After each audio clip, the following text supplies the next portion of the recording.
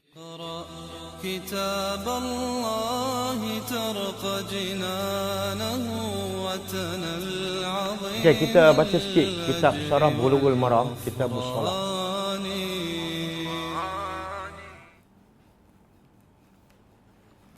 Kitabus Shalah, muka surat 63. Syarah Bulughul Maram, Kitabus Shalah. Babul Azan, bab azan. Kita sampai muka surat 63. Qala al-Musannif rahimahullah. Hadis 177.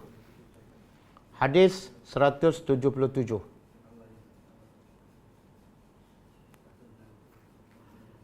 Wa an Utsman bin Abil As radhiyallahu ta'ala anhu annahu qala ya Rasulullah ij'alni imama qaumi faqala anta imamuhum anta imamuhum.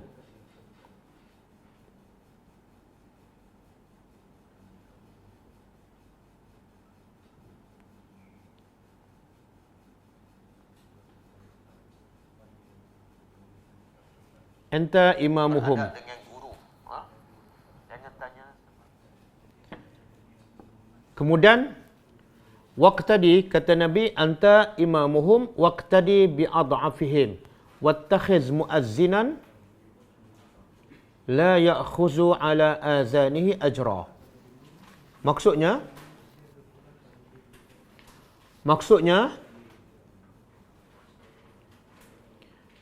daripada Utsman bin Abul As radhiyallahu anhu katanya, wahai Rasulullah, jadikanlah aku sebagai imam kaum aku. Jadi dalam hadis ni Utsman bin Abil As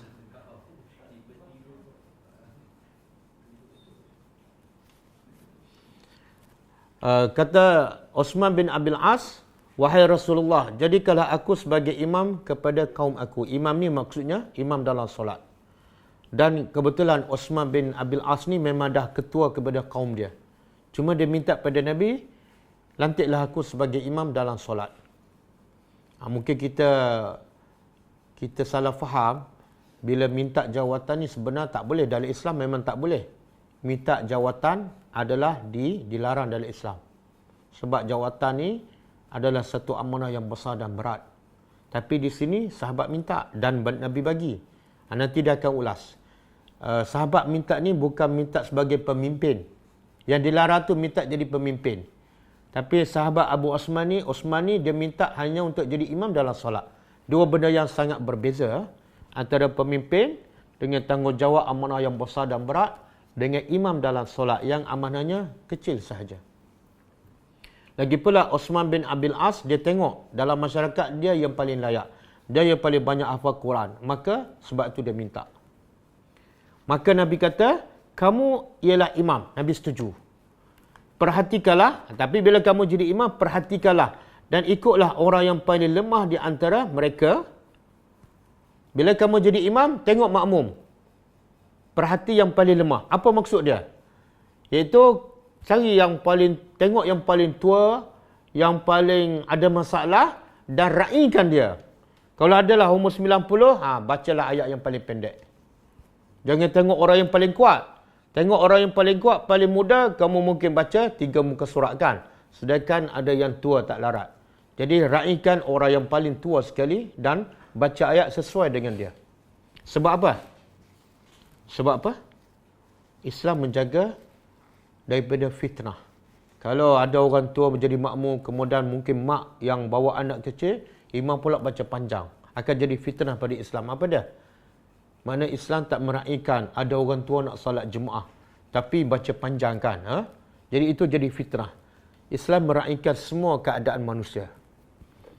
Kalau semua orang muda, makmum dan semua hafiz Quran, bacalah 3 muka surat. Bacalah 1 surah Baqarah pun. Tak ada masalah. Dan Nabi juga pesan kepada Utsman bin Abil As, lantiklah seorang muazzin yang tidak mengambil upah atas azannya. Maksudnya apa? Kata ulama, makruh bila melakukan azan kemudian ambil upah. Hukumnya makruh berdasarkan hadis ni. Tapi pendapat jumhur ulama, majoriti ulama, kalau muazzin tu memang tak ada kerja lain, itu je kerja dia. Kalau tak bagi upah, dia tak boleh makan dan dia pun tak boleh menjalankan tugasnya sebagai muazzin. Kemudian upah pula dia ambil daripada baitul mal. Dia ambil daripada baitul mal. Itu tak apa. Itu tak apa.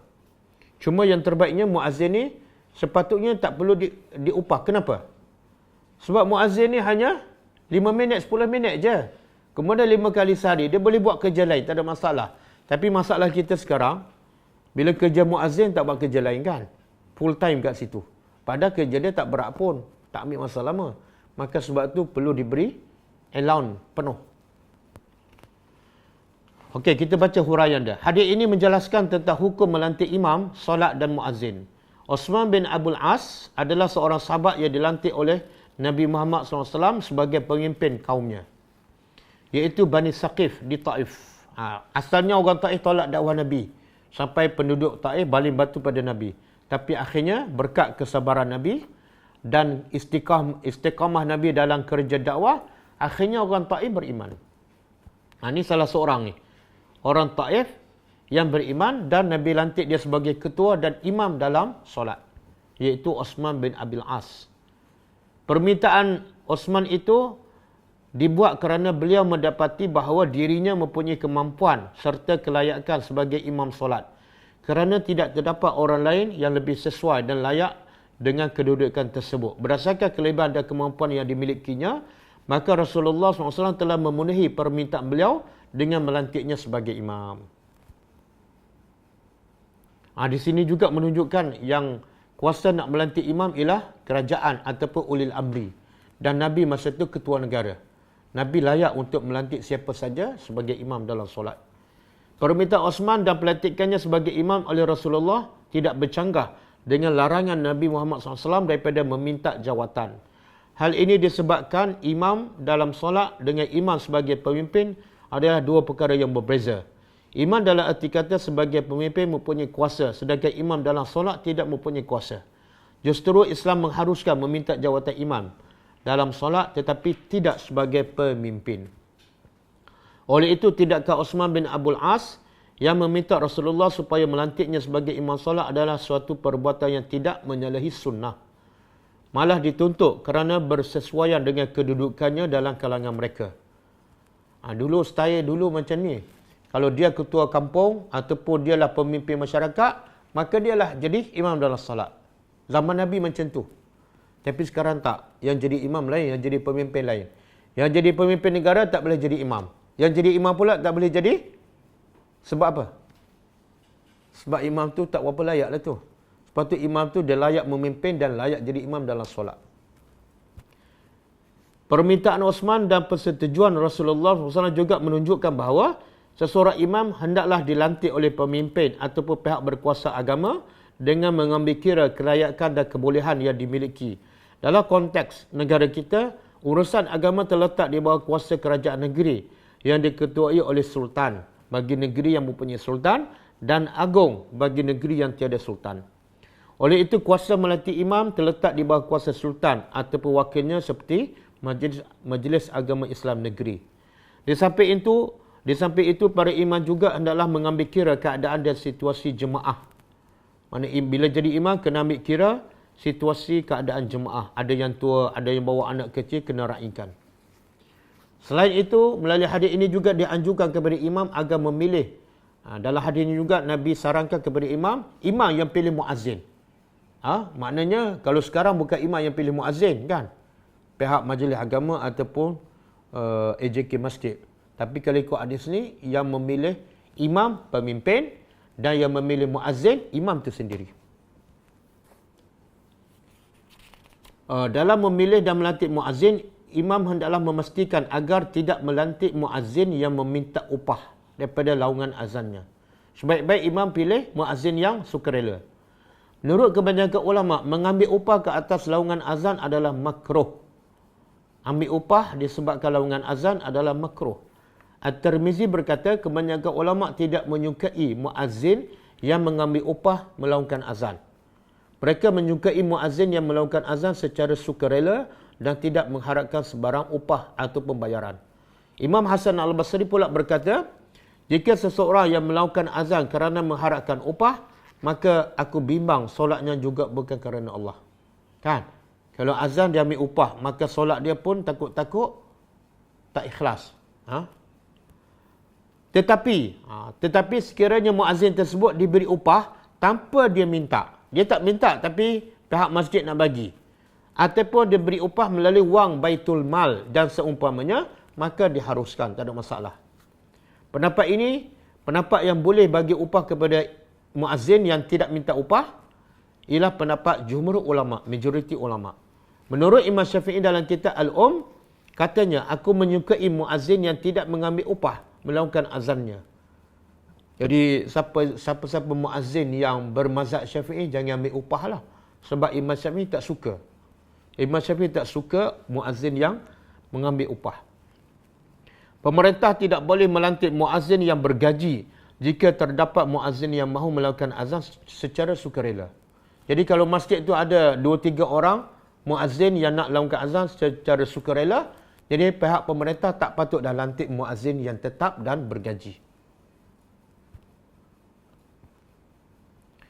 Aku berpendapat, kata Imam Syafi'i, bahawa dalam satu kota yang besar sudah tentu terdapat orang yang mahu melakukan azan secara sukarela.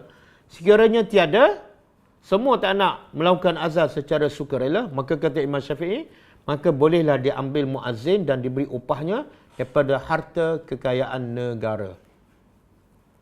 Sebaik-baik seorang muazzin yang dilantik adalah melakukan azan secara sukarela, kerana azan ini ialah ibadat yang utama dan mendapat ganjaran pahala yang besar.